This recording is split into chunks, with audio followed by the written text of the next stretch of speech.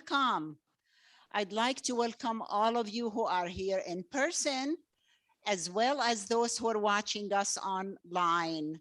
I really am glad that you're here today. My name is Camilian Imri. I'm a mathematics instructor here at SCC and the Arab Culture Club advisor. And I'd like to thank the Guillermo Espinoza, who is the director of the Center of Inclusion and Diversity, to partner with the Arab Culture Club to bring this event to you. So I'm gonna start with an acknowledgement and then introduce our speaker. We are honored to acknowledge that the community colleges of Spokane and our main campuses for Spokane Falls and Spokane Community College are located on the traditional and sacred homelands of the Spokane tribe. We also provide services in regions that include the traditional and sacred homelands of the Confederated Tribes of the Colville Reservation and the Kalispel tribe. We pay our respect to tribal elders, both past and present, as well as to all indigenous people today. This land holds their cultural DNA. We are honored and grateful to be here on their traditional lands. We give thanks to the legacy of the original people and their descendants and pledge to honor their stewardship and values. And I want to welcome you again, Ahlan wa sahlan, that means welcome in Arabic. And I'm super excited to have you here today. Excited about the performance we're about to engage in. I know that our extremely talented guest speaker needs no introduction, but for those who need some information about him, I will be very brief and make sure not to take away from his valuable time with us today. Amir Zahar is a Palestinian Arab-American comedian, speaker, writer, academic, and adjunct professor at the University of Detroit's Mercy School of Law. He draws on his experiences growing up as a child of Palestinian refugees, performing and lecturing on topics like politics, society, culture, identity, Palestine, Islam, and more. He's also the founder and producer of the annual 1001 Laughs Dearborn Comedy Festival in Dearborn, Michigan at the Arab American National Museum. This festival was launched in 2013 and also continues until today. In 2017, Amer debuted his first documentary film, We're Not White, a comedic and informative approach to the Arab American struggle to get a box on the United States Census form. He's also the author of the well-read blog, The Civil Arab, as well as his first book, Being Palestinian Makes Me Smile, a collection of his writing relationship to being a Palestinian. Amer holds an MA in Middle Eastern and North Africa Studies and a JD law degree, both from the University of Michigan in Ann Arbor. He writes and speaks widely on political and social affairs and has appeared on radio and television, including Fox News, CNN, MSNBC, ABC, and more. Some of his writings have been featured in major publications, including Time Magazine and Al Jazeera. Amer has performed throughout North America, Canada, Europe, and the Arab world. Please give a warm welcome to Amir Zahar. Thank you. All right. Well, thank you, Professor Nimri. Can everybody hear me? Yeah, I can't. If someone could turn on the audience so I can hear the audience, that'd be great. But okay, I can see the audience. Raise your hands if you can hear me. Okay, good. All right, that's good. I think I saw a couple hands. Wonderful. Well, listen, everybody, I'm so happy to be with all of you here today at Spokane Community College. And I want to thank everybody here for bringing me. You know, I am always shocked and surprised. You know, a lot of people don't know. I live in Dearborn, Michigan. All right. It is the Arab American capital. It has the highest concentration of Arab Americans anywhere in the country. All right. We have a town of 100,000 people with over 50,000 of them are Arab Americans. It's like the Arab Disneyland. All right. You can have everything you want here. You can have a falafel, a hookah, and a protest all in the same day. All right. You can begin the day eating hummus and ending the day saying free, free Palestine. And that's just a regular Tuesday where I come from. So I'm very excited when I find Arabs or Arab professors or communities everywhere else in the country.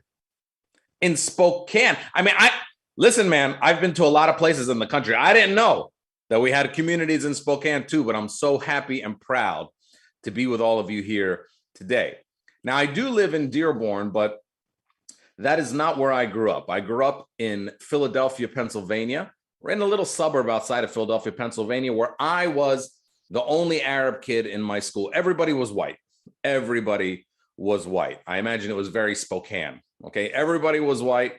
I was the darkest person in my school. Okay, everybody was white, and I knew that I was different when I was growing up. You know, my dad spoke funny. We smelled like garlic all the time. You know, rice was a food group. You know, I knew that we were different. My best friend who lived across the street was this little white kid named Tommy. We hung out with each other all the time. And I always knew that I was different. You know, his mom was different than my mom. Like there's something about Arab moms. They hate sleepover. They hate it. She never let me sleep over anywhere. You know, so mom, can I sleep over Tommy's house? What is wrong with our house? Sleep here. Get all your friends and come and sleep here. So I always knew that I was different. Now, I'm also Palestinian. Now, for those of you who don't know, we Palestinians, we're raised a little different too, okay? Politics kind of dominates our lives. We are raised from a young age to be professional protesters, all right? I remember when I was a kid, I'd wake up at 7 a.m. in Philadelphia, and by 10 a.m. on a Saturday morning, we would be in New York City, and we would protest. And Palestinians, we chant, and we don't care if it rhymes or it doesn't rhyme. You know, we just say, 1, 2, 3, 4, we don't want your war. 5, 6, 7, 8. Free, free Palestine. You know, we don't care. It doesn't have to rhyme. And I grew up like that. So I always knew that I was different. But I never really knew how different till one year. It was Christmas time, and Tommy's mom took me and Tommy to the mall to go see Santa Claus. And we waited in line for an hour. And finally it was our turn, and Tommy went first, and Santa said to him, "What do you want for Christmas, little boy?" And Tommy said, "Let me have a bike." And Santa said, "Okay." And then it was my turn. And that's when I knew that I was different. Because I sat on Santa Claus's lap. And Santa said to me, "What do you want for Christmas, little boy?" And I looked at him with my little Palestinian eyes, and I said, enforcement of UN Resolution 194, allowing us to return. We have different dreams, okay? You ask a little white kid, what do you want to be? Policeman, fireman, doctor. Ask a little Palestinian kid, what do you want to be? Free. That's all. Just free. By the way, to the people running the sound, is there any way that I can hear a little bit of the sound from the crowd? Because it would be wonderful if that can happen. Otherwise, I don't hear any reactions, and I don't want to talk over any reactions. But now, as Professor Nimri once told you, I also created a documentary movie called "We're Not White" about Arab Americans. Now, for all the white people in the audience, I know that might sound mean. It might sound, but let me tell you all about it, okay? Every 10 years in America, we conduct a census. You might remember this from your civics class or the Constitution or any American history class. It's in the Constitution. Every 10 years, we do a census. It says you count everybody to find out how you apportion representatives and so on and so forth. And there's all these boxes on the census form. Okay, everyone has a box on the census form, but Arab Americans, we don't have a box. Everybody else has a box. Fiji, Guam, Samoa, but Arabs, no box. And I was going through this form in 2010 and in 2020, we go through this form and everyone has a box. There's a box right away. The first question they ask you right away is, are you of Spanish, Latino, or Hispanic background? That's the first question they ask you right away. It's a yes or no question. I don't know why. Maybe Trump wrote the form, but this is why. And I failed that question, okay? Failed that question, moved on. Then there's all these boxes. There's one box that says Native American. Well, it's supposed to say Native American. It doesn't say Native American. It says American Indian, which is wrong, okay? They're not Indians. That's a misidentification, all right? Columbus got lost. He thought he was in India. We have a holiday for this guy. He's a bad explorer. He got lost. So I didn't check that box because that's not me. Then I went on, there's a box that says Asian. Now, Arabs, we're Asian, many of us. But we all know they don't mean us when they say Asian, because they even give you examples. Say Korean, Japanese, Vietnamese, Filipino, Chinese, which sounds like the best food court ever. Okay, but I didn't check that box. There's a box that says Asian Indian. Now, India's in Asia. You don't need to say Asian Indian, okay? But they said American Indian, so they had to say Asian Indian, not to confuse anybody. I didn't check that box. There's a box that says Black, African American, or Negro. On the 2010 census form, they were still saying Negro on the. I don't know why. Now, I almost checked the black box, okay? I almost checked the black box. Because Arabs were very similar to Black people, all right? We get profiled. We get blamed for stuff that we don't do. We scare the hell out of white people, all right? We have big families and lots of cousins and Sunday dinner. Like, we do all that kind of stuff. Like, the way you know you're one of us is if your family's so big that you're older than your uncle. Like if you ever took your uncle to Chuck E. Cheese, you might be one of us. But I didn't check that box. Then there was only a couple boxes left. One box that says white and one box that says other. Other. But it didn't even say other. It says some other race, which is that's not a nice thing to be, right? Some other race. And so a lot of people in our community said, check some other race and then write in your country, Palestine, Jordan, Syria, Lebanon, whatever. But if you do that, if you check some other race and you write in your country, do you know what the American government does with that form? Do you know what they do with that? Anybody know what they do? What they do with that form is they take it and they file it with white people. Yeah. They file it with white people. So according to the federal government, we're white. Yes. According to the federal government, we are Spokane.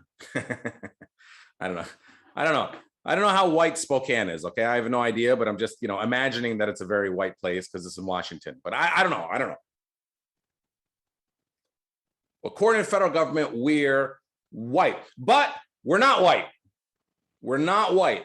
We deserve our own box. I can't hear you all there in Spokane right now, but I want to start a rally right today, Spokane Community College. We're not white. Do you all agree that we deserve our own box? Yeah, you agree? I agree.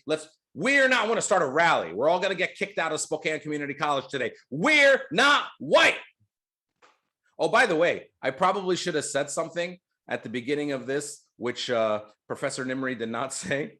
Oh, I have it written down somewhere. Let me make sure I say it right. Okay. All right. The opinions expressed by today's comedian in no way reflect the opinions of Spokane Community College or any of its staff or administration.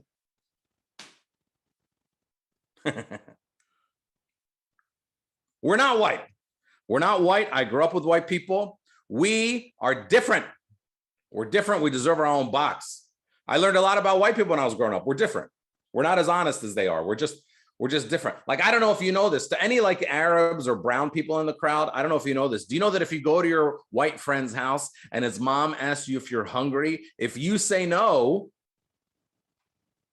that's it. She actually doesn't bring you anything to eat. All right. It's the craziest shit I've ever seen in my life. We're not white. We're different. We're different. Did you know that when white people go to the grocery store, they come home, they take their groceries, they put them away, and then they take their bags and they throw them away? Yeah, not in my house. In my house, there's a bag full of bags.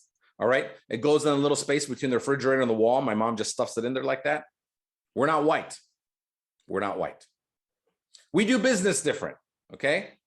I think a white guy walks into a store, gets $1 off something, thinks that he got a deal. Doesn't work like that with us. All right. I've seen my dad walk into a store before. How much do you want for that? $20? $5. I'll give you $5. $5. We don't think anybody should be able to make money. I remember when I was a kid, I went to go get a shirt for school and I walked into the store and I said, Baba, I like that shirt. He said, how much is it? By the way, everybody, this is Arabic for how much. Okay, how much? Professor Nimri teaches math, so a lot she says this, how much, how much? By the way, one hand is how much, two hands, you're dancing. Okay, but one hand is just how much. She says, how much? And I said to my dad, it's $20. And then does anyone else have the immigrant dad that starts like feeling the fabric on the shirt like he's a fabric expert? My dad starts feeling the fabric. He's like, this is very good fabric. I'm like, you grew up in a refugee camp, okay? You don't know what fabric feels like. Then he said the same thing every Arab dad says. Do you know how much it cost them to make this shirt? $3, maybe $4. So let's give them $5. I'm like, this is the gap, and you are not allowed to do that here. We're different. We're different. I get asked to go MC a lot of events for Arabs around the country. I got asked to go MC a charity auction for a bunch of Arabs in New Jersey like 5 years ago. Auction. How do you explain the concept of an auction to Arabs? All right. They don't understand this. These people have been bargaining their whole lives. They were all confused. They were like, okay, wait a second. We are fighting to make the price higher. Like, this doesn't make any sense to them. All right. I got on stage and I was like, the bidding on this item starts out at $1,000. Some Arabs said, 400. I said, no. That is not the way it works. We're different. We're not white. We deserve our own box. Like our moms. Our moms are different. Our moms, our aunties, you know. Like you ever met this Arab mom? You know, the ones, auntie, what does your son do? Oh, my son, my son, my son. My son is a doctor. Oh, cool, cool. What's his specialty? Well, he does not really have a specialty yet. Oh, okay, cool, cool, cool. Where does he go to medical school? Well, he does not really go to medical school yet. He is 11 years old, but he's going to be a doctor one day. We're different. And I know we're not white because I watch the news. Now, for those of you who don't know, Arabs, we watch the news all the time, all right? It's like a social activity for us. We call our friends over, we make popcorn, and we watch the news because we're on it, all right? That is our reality show, is the news. In fact, Arabs have a magical power. We can be in the news when the news has nothing to do with us. You know, like when there's a mass shooting in America, and unfortunately, there's way too many mass shootings in America. When there's a mass shooting in America, and they come out right away and they say, you know, we can now confirm that this is not terrorism. You know what that means, right? You know what that means, right? That means not us. Okay? Because when it's us, it's terrorism. When it's not us, it's not terrorism. And when it's not us, they have a different word that they use for the criminals, different words they use for them, very nice words. When it's a white guy who does a mass shooting, it's always a white guy, you know, it's always a white guy. They have different words they use for them. Disturbed, deranged, delusional, depressed, all these nice D words they use for white people. It's not the word they use for us. We all know the word they use for us, of course, that's terrorist. But there's another word that they love to use for us, and that word is mastermind. Mastermind. For some reason, being Arab or Muslim makes you very smart when you commit a crime. Masterminds. We're always masterminds. A few years ago in Las Vegas, a guy planned his crime for a week, brought guns in and out of a hotel for a week, a white guy. And then when the festival started, he broke the window, started shooting. He injured 600 people. He killed 60 people. And the next day on the news, the headline said he liked country music. That was the headline.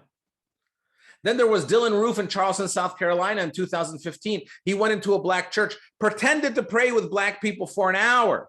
Then when he was done, he shot everybody. Then when the police caught him, he told the police that he wants to start a racial war between white people and black people. And the next day on CNN, Lindsey Graham, the senator from South Carolina, said he's just a little crazy. Then earlier this year, there was a young man in Atlanta that went and started killing Asian Americans in a shooting spree. And when the police had a press conference about him later that day, they said he had a bad day. Then there was one of us. A few years ago in New York City, he rented a van in his own name. Not very smart. Drove down the street, ran over 10 people, jumped out of the van with a fake gun. And the police shot him and they arrested him. And CNN said, they have caught the mastermind. Guy's he's not a mastermind. He's an idiot. All right. We have depressed, deranged, delusional, disturbed idiots just like everybody else. And I know we're not white because I see how they talk about them after the crime too. You ever see when they go? You ever see when they always go to the mass shooter's neighborhood, and they ask his neighbors about him? They always say that we're so shocked by this. We are so surprised by this. This is my favorite one. We never thought this would happen in our community. I mean, dear white people, I love you, but your community is the only community this happens in. It doesn't happen in other communities. You're the community where this happens. We're so shocked by this. Listen, I live in a community here that's 90% Arabs. Everybody knows everyone's business. If someone does something crazy in our neighborhood, nobody is shocked. When you talk to them on the news the next day, no, we are not shocked that Mustafa did this. He's been talking about this for like 2 or 3 years. We are shocked it took this long before it happened. Never thought this would happen in our community. And they have a different definition of a good neighbor. You ever see that? He's such a good neighbor. I haven't seen him for 5 years. My street is all Arabs, all right? If Khadija doesn't see Fatima for like 45 minutes, she calls the cops. Hey, I think she's dead. Somebody come over. She's supposed to be on the front porch smoking a cigarette. I don't know where she is. We're not white. I know we're not white because Arabs, we don't have to do these ancestry tests. You got to feel bad for white people because America has now gotten to a point where everyone wants to be something, you know? Everyone wants to be a little something. They want to have a little flavor, you know? I'm 1/8 black, I'm 1/16 Cherokee, you know, whatever. And so they do these ancestry tests. You know what I'm talking about, right? Where you spit in the tube and then you mail it away and they send you back this like racial pie chart, you know, and you pick whatever you want. You've seen these things, right? It doesn't work like that. You don't just get to pick your color from the pie chart that day. It doesn't work like that. Have you seen these commercials? It's some of the craziest stuff I've ever seen. Our whole life, we thought we were German. And then I took my Ancestry.com test and we found out that we're 22% Italian. And now we go to the Olive Garden and we eat spaghetti. Like, it doesn't work like that. There's this one commercial where the woman, her name is Kim. She says, my name is Kim. She's standing in front of all these artifacts. Says, my name is Kim. I took my Ancestry.com test, and what surprised me the most is I found out that I'm 26% Native American. I had no idea. All right. Now, I'm not an expert, all right? I don't have a PhD in biology or genetics or math like Professor Nimri, but 26%, that's a lot, okay? That's like a whole grandparent, all right? I mean, I know where my grandmother's from. I know where my grandmother's from. Kim had no idea. And let me tell you something. If you're American and white and your grandmother's Native American and they didn't tell you, that's not a good story, okay? Something really bad happened. I'm waiting for the Ancestry.com commercial where somebody is happy to find out that they're Arab. Yeah, I don't think you're going to see that commercial. Our whole life, we thought we were Puerto Rican. And then I took my Ancestry.com test and found out that I'm 26% Arab. And now we go to the airport early, you know. I don't think you're ever going to see it. We're not white. We deserve our own box. I know we're not white because we grew up with these immigrants, refugees. It's hard. It's different, especially if you're Palestinian. You know, Palestinians, we were all kicked out in 1948, ethnically cleansed from our homeland, still going on until today, but very resilient, made it work.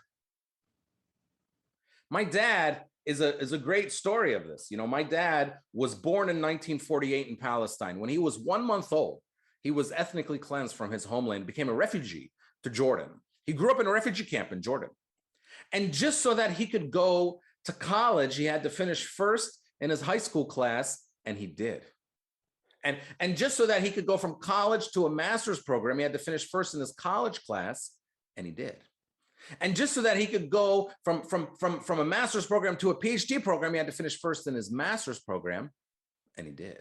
And now he has a big house and nice cars, and he worked for a company for 35 years, and he retired. And like, this is a beautiful story, right? This is the Arab American story, the Palestinian American story. We come from nothing to everything. But do you know how hard it is to be the son of this person? All right. He's achieved everything. All right. I can never impress him.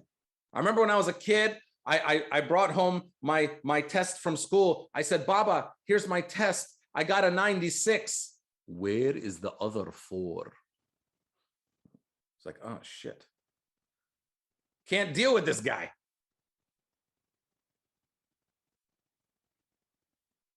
And, you know, I'll let you in on another little secret.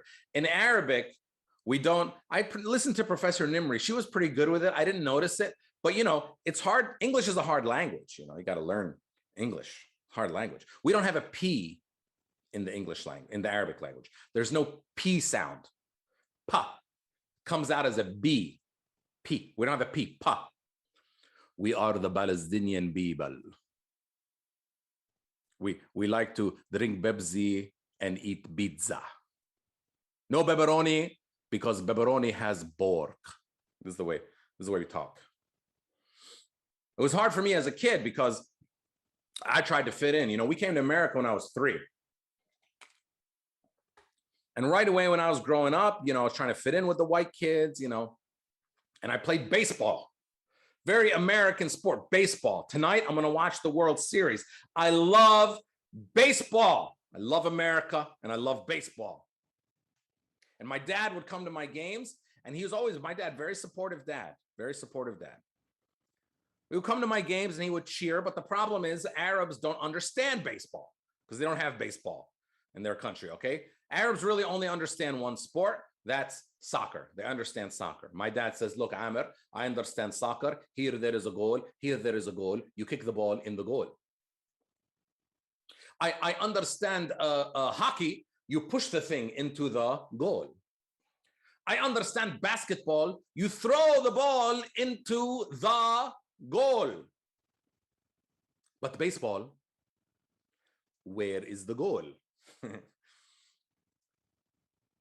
I tried to explain it to him. I said, Baba, it's very simple. Okay, you stand here, they throw the ball at you, you hit it, and then you run here, then you run here, then you run here, then you run back here. When you get back here, you get a point. It's called a run, but that's how baseball works. And he said, so you are already standing in the goal? This doesn't make a lot of sense to a refugee. Like, why would you run everywhere and just come back where you were? So he would come to my games, doesn't understand baseball. And when Arabs don't understand, like Arab dads, when they don't understand something, they all say the same thing. This is stupid. Baba, what do you think about baseball? Stupid.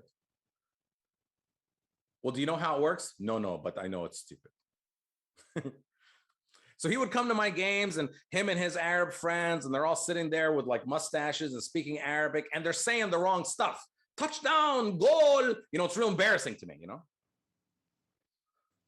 So one day on the way home, I said, Baba, listen, man, you're embarrassing me. I'm trying to fit in with these white kids. You gotta learn baseball.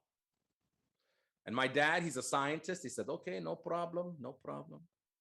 So he went home, he bought a baseball book, he read it, and he came with all of his friends to my next game, and they cheered for me for 2 hours correctly. Isn't that a beautiful thing? What a beautiful thing, correctly. But on the way home, I had to have a little talk with them. I was like, guys, thanks for coming to the game. I appreciate the support, but it's pronounced pitch.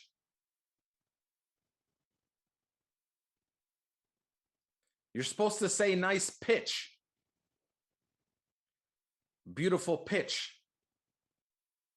Yeah, it wasn't good. My dad and his friends all sounded like Jay-Z at all my baseball games, all right? It was not good. So I knew that I was different. Got to feel bad for these, it's hard to come to America. Let me tell you a story about my dad when he first came to America. Came to America in 1972 to do his PhD or his BHD at the University of California, Berkeley. And see, English is a hard language. It's hard to learn, especially all the slangs. He came to Berkeley from Jordan with a guy named Abdullah. And my dad was walking around campus the first week that he was there, just like you might walk around campus. And he saw that there were all these student organizations that had tables with information. And he walked up to this one table that had a sign that said, Gay Student Group Party Tonight. So my dad looked at these words and he said, the student, I'm student. Group is group, Party. Tonight, that's tonight. But this word gay, he'd never seen it before. So he went home and he opened up his dictionary and he looked up the word gay. And as you all know, the real meaning of the word gay in English is happy. Happy. And he looked at this and he said, happy students. I'm happy. He said to his friend Abdullah, do you want to go to this gay party with me? Abdullah said, sure, let's go. So my dad and Abdullah walked into the party, probably holding hands because that's how Arab guys walk anyway, And he walked in and there was gay men and gay women at the party. And my dad walked in and he sees all the men are dancing with the men and all the women are dancing with the women. And he looked at his friend Abdullah and he said, Abdullah, what is this? Look, they are more strict here than they are back home. English is a hard language. And so I know we're not white. I know we're not white. Because we Arab Americans, we live a different life than everybody else.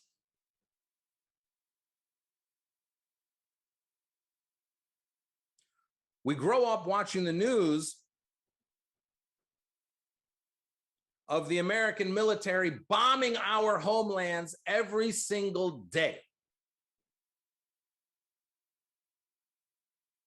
And then we turn around to demands from everyone else in society telling us, tell us how much you love America. Prove to us you don't hate America. So we don't hate America. We love America. We come here. We do very well. We have one of the highest rates of economic advancement and development. We own a lot of businesses. We have high rates of education. We take advantage of the opportunities that this country gives us. We love it. But it's a complicated relationship. If it was on Facebook, it would say it's complicated. Because we are demonized at every turn and not seen as real people. And so we have to do and support students or organizations or faculties on campus that are doing some of the things that Professor Nimri is, and I'm sure many students are doing on your campus in trying to keep our culture alive and talk about it. Because we are under attack. It's not just acceptable to say terrible things about Arab Americans or Muslim Americans. It is fashionable. It's beneficial. Donald Trump said he wanted to ban all Muslims from entering America. And a year later, he won the election. See, he didn't say that. And then all of a sudden people said, oh, that's crazy. You can't say something like that. He won. He wasn't the first one to do something like that. Barack Obama had to, I voted for Barack Obama twice because he's Muslim. Barack Obama had to deny being a Muslim for the whole 8 years that he was, as if like, you know, being a Muslim is disqualifying. When John McCain was running against Barack Obama in 2008, a woman walked up to a microphone at a town hall meeting and said, I can't trust Obama, he's an Arab. And McCain said, no, ma'am, he's a decent family man. What the hell does that mean? An Arab can't be a decent family man? We are always seen as other, as threatening, as unworthy of being American. That's why I say to Arab Americans, I can kind of see the audience from the back of the room, so I can see if you raise your hands. Are there any Arab Americans in the audience or Muslim Americans in the audience? Raise your hand if you are. Maybe I'll see a few. Okay, good. I saw a few of them. Good. The message I have to you is stay strong. And by the way, you have a lot more friends out there than you know. Sometimes we're afraid to speak up so much politically because we're afraid it might get us ostracized. But no, we have a lot more solidarity in the American society than we did before. But especially some of you might have weird names. And you know what? Weird names are okay. It means you come from somewhere. It means there's a story behind your name. Don't change your names for people. Sometimes Arabs, they change their names for people, you know? Muhammad becomes Mo. Jamil becomes Jimmy. Hassan becomes Sam. Hussein becomes Sam. Samir becomes Sam. Samir becomes Sam. There's a lot of fucking Sams. Okay, too many Sams in our community. Don't change your names for anybody. Be proud of who you are. We got to learn their names. They got to learn our names. Those are the rules, all right? Their names aren't easy. Tyler, Taylor, Mason, Madison, Brittany, Whitney. We got to learn all that shit. They got to learn our names. So don't change your names for anybody. Be proud of who you are. All right.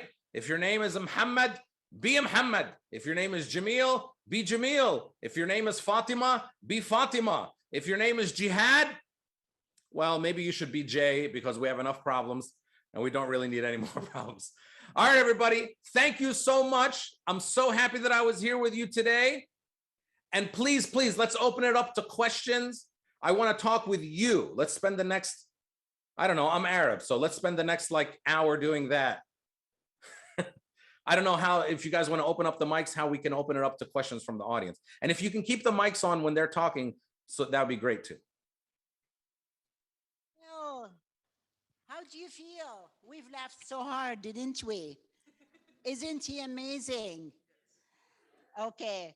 Well, if you have any questions, I wasn't sure how this is going to work. I was thinking to take your questions and I ask them, because we had a plan where we give you the microphone and you ask your questions. I also want to extend this opportunity to those who are watching online. If they have any questions, so I'll go and check there. But if you have any questions and you wrote it down, would you give it to me to ask? Because we have to clean the mic every time I pass it from one person to the other. Anyone has any questions? Yes.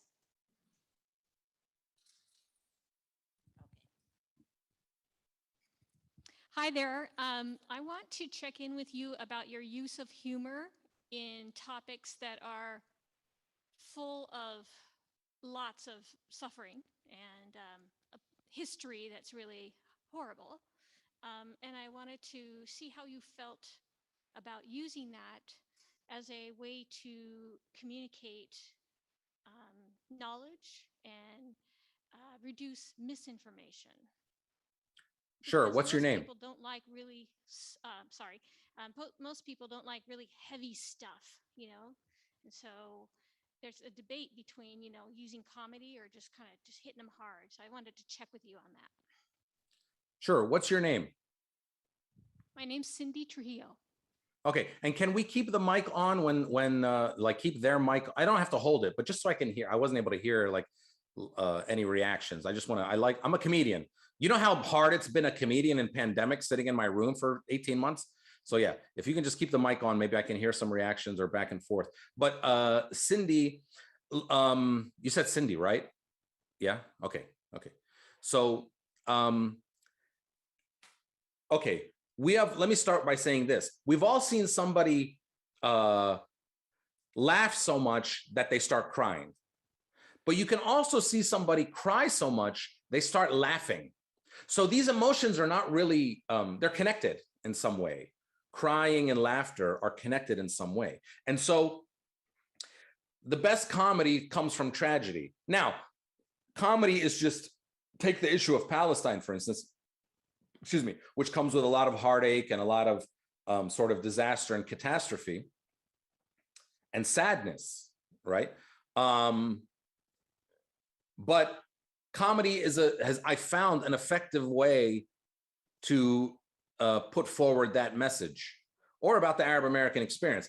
Now, it's not the only way. You know, I happen to be a comedian. Other people use poetry. Some people use politics. Some people use, you know, political writing. Comedy is one way. So to me, if you can, the most important thing is if you can make somebody laugh, usually they listen to you.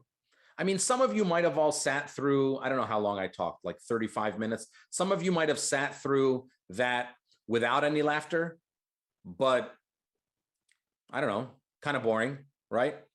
So, you know, I just found that comedy is an effect. If you can make somebody laugh, they listen to you. So, and there's a long line of comedians of color doing this kind of thing, like, you know, Richard Pryor, Chris Rock, George Lopez, Dave Chappelle. All these comedians talk about difficult issues through comedy, because sometimes you need that laughter as like a release from the tension. But that doesn't, although also Cindy, sorry. Sometimes people say to me, you know, you're a comedian, so I never know if you're telling the truth.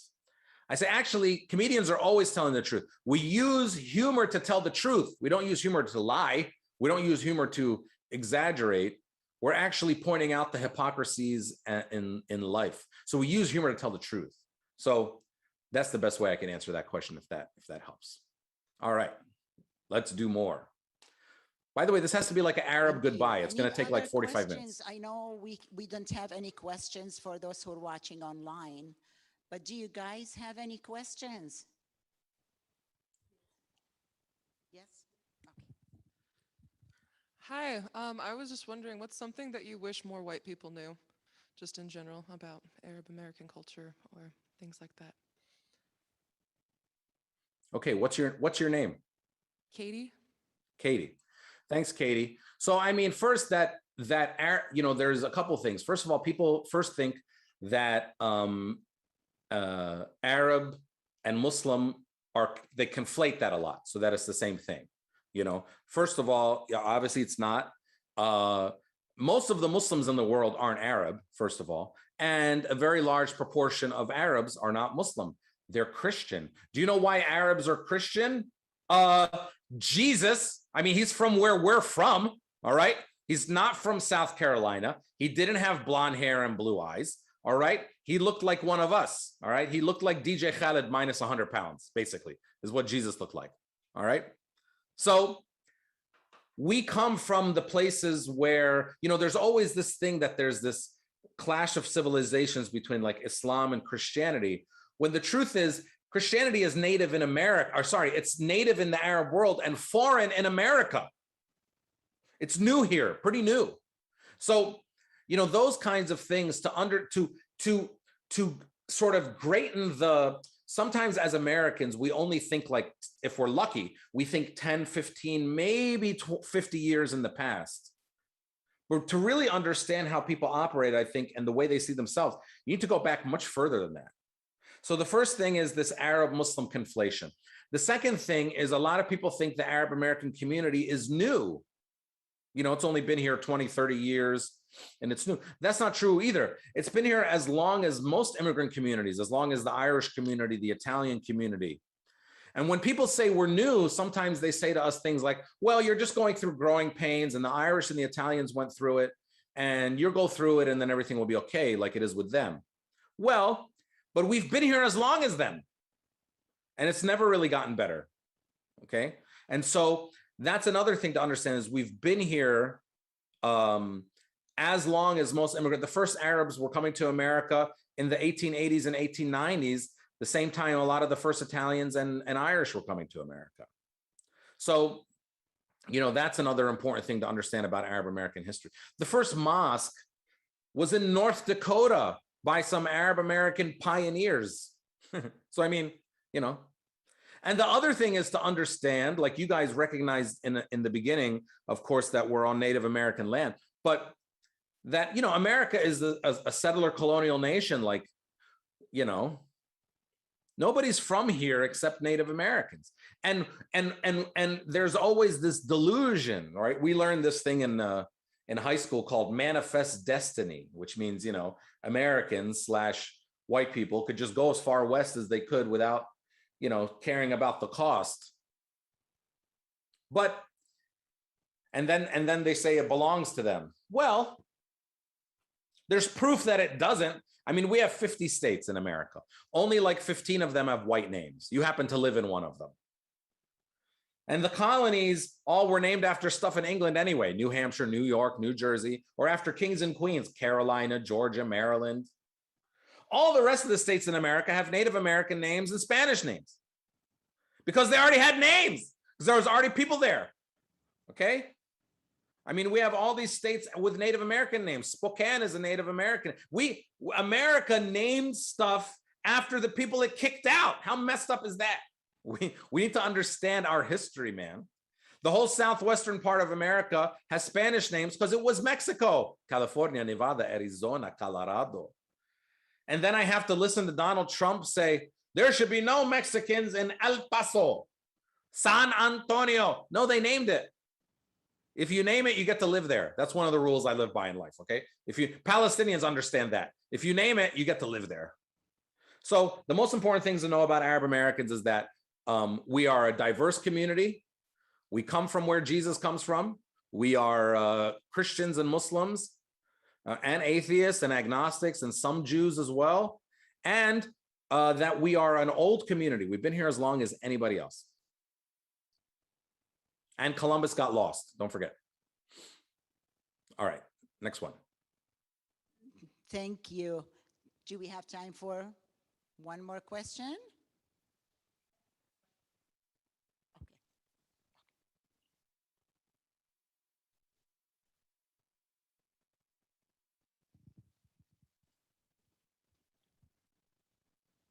Hi, this is the interpreter speaking for Niros.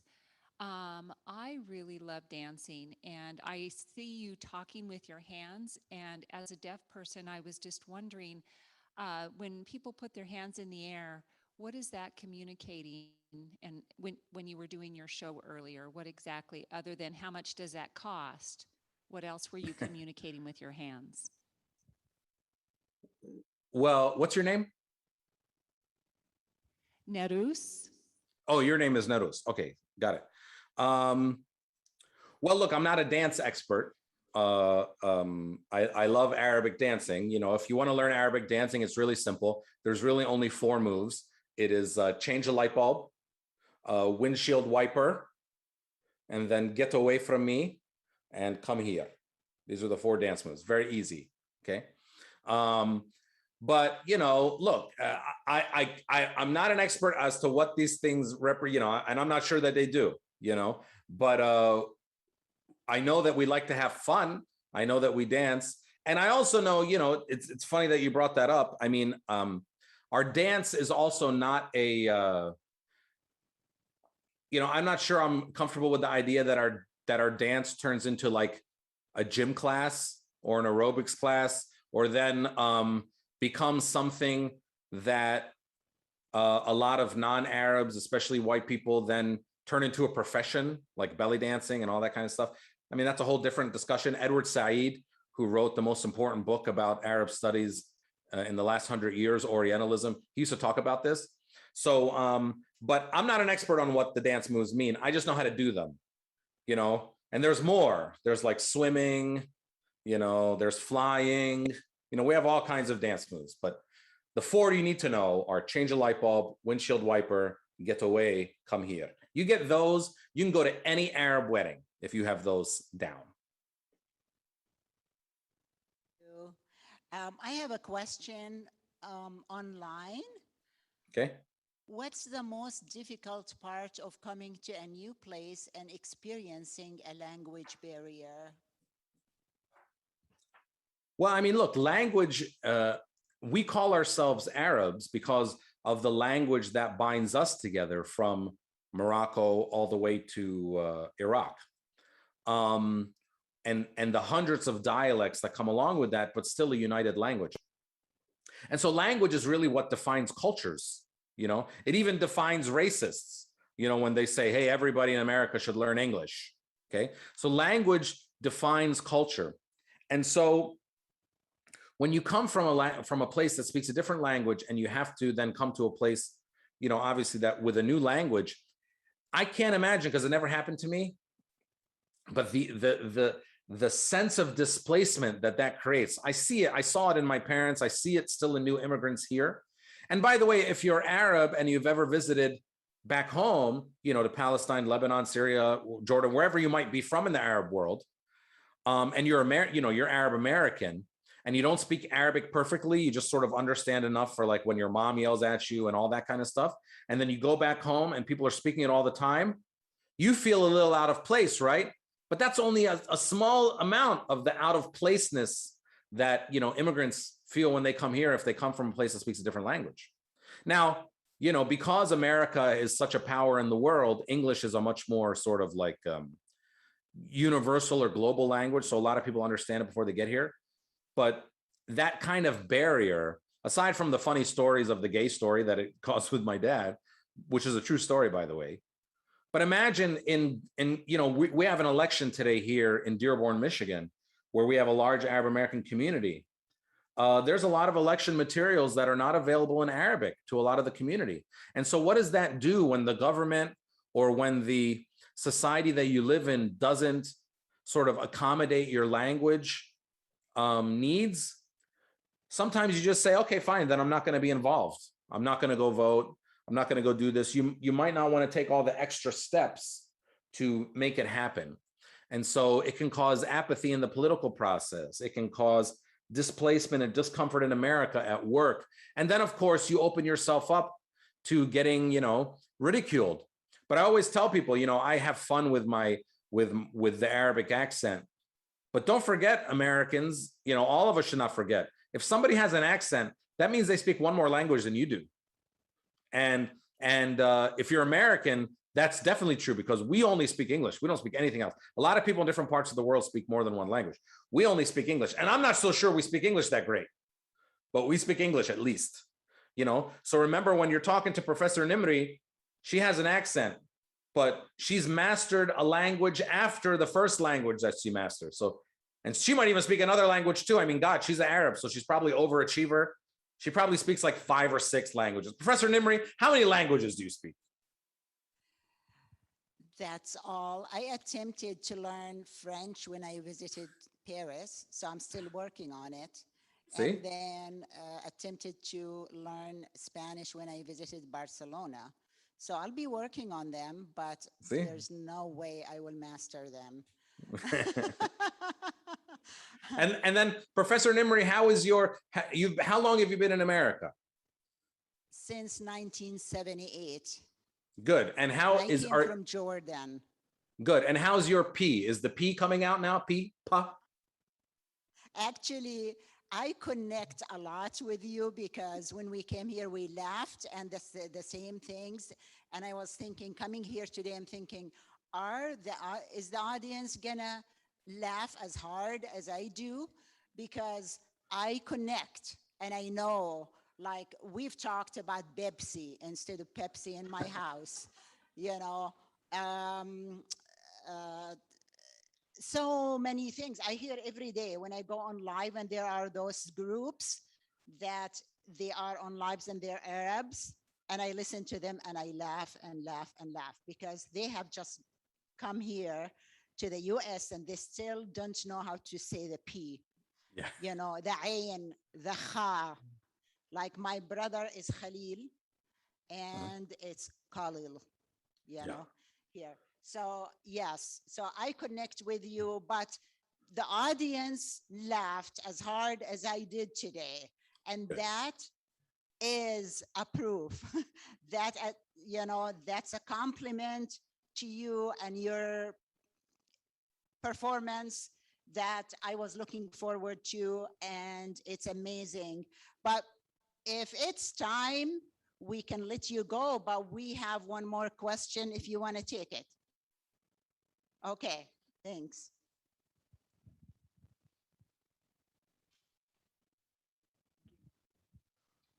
Hi, I just want to ask you, first off, what made you to choose being a comedian? And second, I just want to personally thank you for making us all laugh and enjoy our time. Thank you. And my name is Elias. Ilyas. Are you Arab? I am Muslim, but no, I'm not an Arab. Okay, good. I'm So from Ilyas, Afghanistan. okay. So your name actually, and this is a good educational opportunity. Your name, Ilyas, is actually the Arabic name for the prophet Elijah. See? So there, now all you white people have learned something else. We name after the prophets too. So, well, thank you, Ilyas, and thanks for your kind words. Look, I started doing comedy when I was in law school in 2004. And after I graduated law school, I said, let me try this thing and see if it works. Because again, I kind of got hooked to it. And when you make people laugh, they listen to you. It's easy to tell your story. By the way, you see this humor is used even when it's not a comedy show, right? Humor is used in a business presentation to break the ice before a long, boring business presentation. The person might try to tell a joke in the beginning. If you go out on to dinner with somebody and it's awkward, you might try to tell a joke. This is how humor is used all the time. And so when you make somebody laugh, it sort of brings down some of those walls and it makes people listen. And that is very effective. And so I decided, but it was a struggle too. I didn't, I didn't get paid to do a comedy show until maybe 3 or 4 years into me exploring this career. But now, luckily, I've been able to turn it into a profession. So I appreciate your words, Ilyas.